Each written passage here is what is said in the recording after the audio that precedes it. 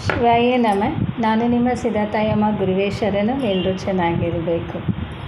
ಈ ವರ್ಷದ ಲೋಕವಾಕ್ಯ ಈ ವರ್ಷ ಹೆಂಗಿದೆ, 2025ರಿಂದ 2026 ಏಪ್ರಿಲ್ವರೆಗೂ ಲೋಕದಲ್ಲಿ ಮಹತ್ವಗಳು ಆಗಲಿ ಏನೆಲ್ಲ ನಡೆಯುತ್ತೆ ಅಂತ ತಾಳಗಿರಿ ವಾಕ್ಯ ನೋಡಿ ಹೇಳ್ತೀವಿ.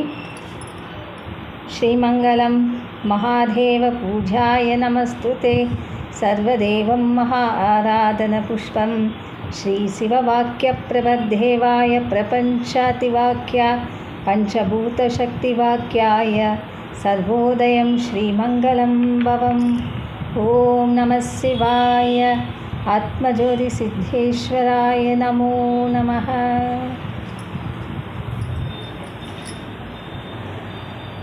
ಈ ವರ್ಷ ಮಹಾದೇವ ವಾಕ್ಯ, ಶಿವವಾಕ್ಯ ಈ ಲೋಕ ಪ್ರಪಂಚ ಪಂಚಭೂತ ಶಕ್ತಿಯಿಂದ ಮನುಷ್ಯರಿಗೂ ಮತ್ತು ಅಷ್ಟಜೀವರಾಶಿಗಳಿಗೂ ಮರ ಗಿಡ ಮಹಾದೇವ ಅನುಗ್ರಹದಿಂದ ಹೆಂಗಿದೆ ಅಂತ ನಮಗೆ ಉತ್ತರವಾದ ತಿಳಿಸಬೇಕು. ಶಿವಾಯ ನಮಃ.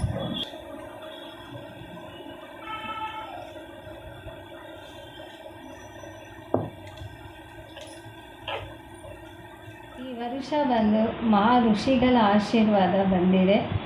ಹೋದ ವರ್ಷ ಅಗ್ನಿದೋಷ ಇತ್ತು. ಅಗ್ನಿದೋಷದಲ್ಲಿ ಪ್ರಪಂಚಕ್ಕೆ ತೊಂದರೆ ಆಗುತ್ತೆ ಅಂತ ವಾಕ್ಯ ಬಂದಿತ್ತು.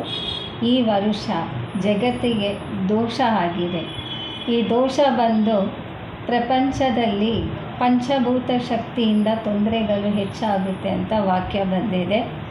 ಪುಣ್ಯ ಸ್ಥಳದಲ್ಲಿ ಹೆಚ್ಚು ಭಕ್ತರು ದರ್ಶನವನ್ನು ಮಾಡೋಕ್ಕೆ ಹೋಗ್ತಾರೆ.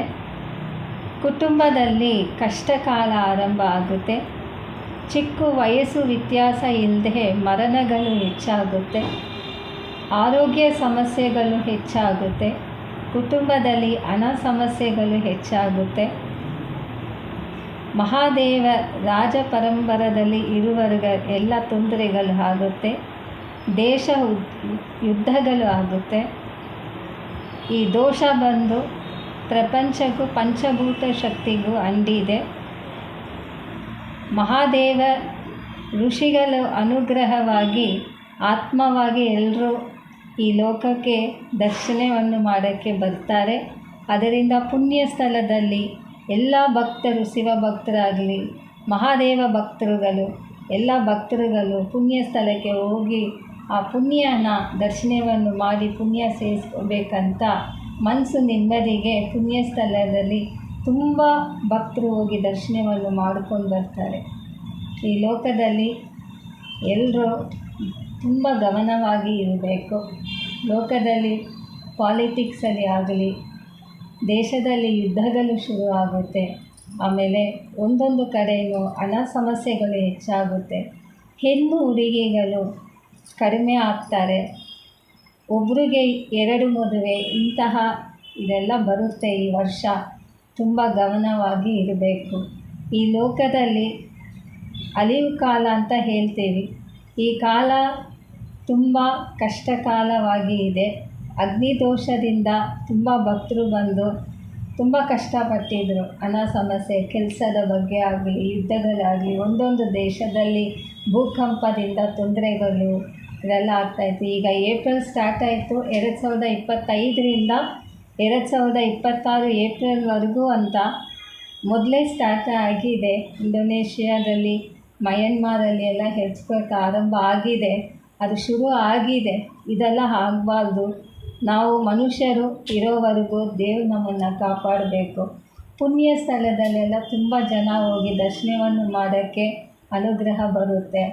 ಇನ್ನೊಂದು ಬಂದು ಕುಟುಂಬದಲ್ಲಿ ಚಿಕ್ಕ ವಯಸ್ಸು ವ್ಯತ್ಯಾಸ ಇಲ್ಲದೆ ಆರೋಗ್ಯ ಸಮಸ್ಯೆಯಿಂದ ಮರಣಗಳು ಹೆಚ್ಚಾಗುತ್ತೆ.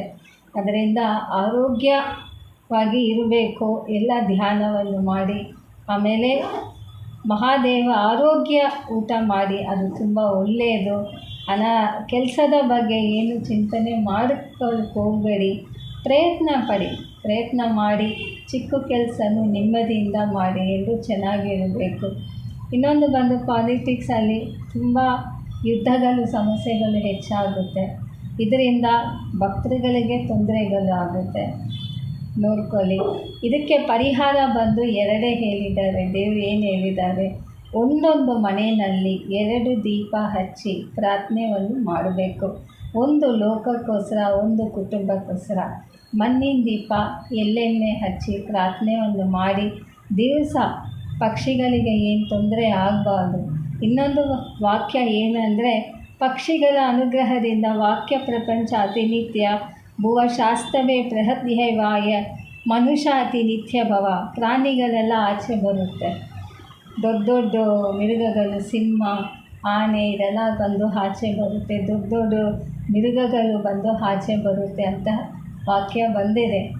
ಅಲ್ಲಿ ಏನು ಅವ್ರಿಗೆ ಊಟ ಏನು ಇಲ್ಲದೆ ಇರುವಾಗ ಅದು ಹುಡ್ಕೊಂಡು ಮನುಷ್ಯನ ಹುಡ್ಕೊಂಡು ಬರುತ್ತೆ ಅಂತ ವಾಕ್ಯ ಬಂದಿದೆ. ವ್ಯತ್ಯಾಸವಾಗಿ ನೀವು ಬಂದು ನೋಡ್ಬೋದು, ಮಿರುಗಗಳನ್ನು ನೋಡ್ಬೋದು. ಇನ್ನೊಂದು ಬಂದು ದೇವರ ಅನುಗ್ರಹ ಆಶೀರ್ವಾದ ಎಲ್ಲ ಕಡೆಯೂ ಇದ್ರೂ ನಿಮಗೆ ಈ ದೋಷ ಇರುತ್ತಲ್ಲ, ಭೂಮಿ ದೋಷ ಆಗಿದೆ, ಈ ಪ್ರಪಂಚ ಬಂದು ದೋಷ ಆಗಿದೆ. ದೋಷದಿಂದ ಏನಾದರೂ ಒಂದು ನಡೀತಾನೆ ಇರುತ್ತೆ. ಲೋಕದಲ್ಲಿ ಒಂದು ಕೆಟ್ಟ ವಿಷಯಗಳು ಏನಾದರೂ ನಡೀತಾನೆ ಇರುತ್ತೆ. ಅದು ಸ್ವಲ್ಪ ಎಲ್ಲರೂ ಸೇರಿ ಒಂದು ಪ್ರಾರ್ಥನೆಯನ್ನು ಮಾಡ್ತಾ ಖಂಡಿತ ಅದೆಲ್ಲ ಸರಿ ಹೋಗುತ್ತೆ. ಯಾಕಂದರೆ ದೀಪ ನೀವು ಹಚ್ಚಿ ಆ ಜ್ಯೋತಿ ರೂಪದಲ್ಲಿ ನಾವು ದೇವರನ್ನ ನೋಡ್ತೀವಿ, ಬೇರೆ ಏನೂ ಇಲ್ಲ. ಆ ಮೂರ್ತಿಯಿಂದಲೂ ದೀಪದಿಂದಲೂ ದೇವರನ್ನ ನಾವು ನೋಡ್ತೀವಿ. ಆ ದೇವರನ್ನ ನೋಡುವಾಗ ನಮಗೆ ಮನಸ್ಸು ನೆಮ್ಮದಿ ಆಗುತ್ತೆ, ಕಷ್ಟಗಳು ಪರಿಹಾರ ಆಗಿ ಖಂಡಿತ ಒಳ್ಳೆಯದಾಗುತ್ತೆ. ವಾಕ್ಯಗಳ ಪ್ರಕಾರ ಈ ವರ್ಷ ಈ ಥರ ಇದೆ. ಎಲ್ಲರೂ ತುಂಬ ಗಮನವಾಗಿ ಇರಬೇಕು. ಭೂಮಿ, ವಾಹನ, ವಸ್ತ್ರಗಳು, ಆಮೇಲೆ ತರಕಾರಿಗಳು ಇದೆಲ್ಲ ಸ್ವಲ್ಪ ಹಣ ಸಮಸ್ಯೆಗಳು ಹೆಚ್ಚಾಗುತ್ತೆ.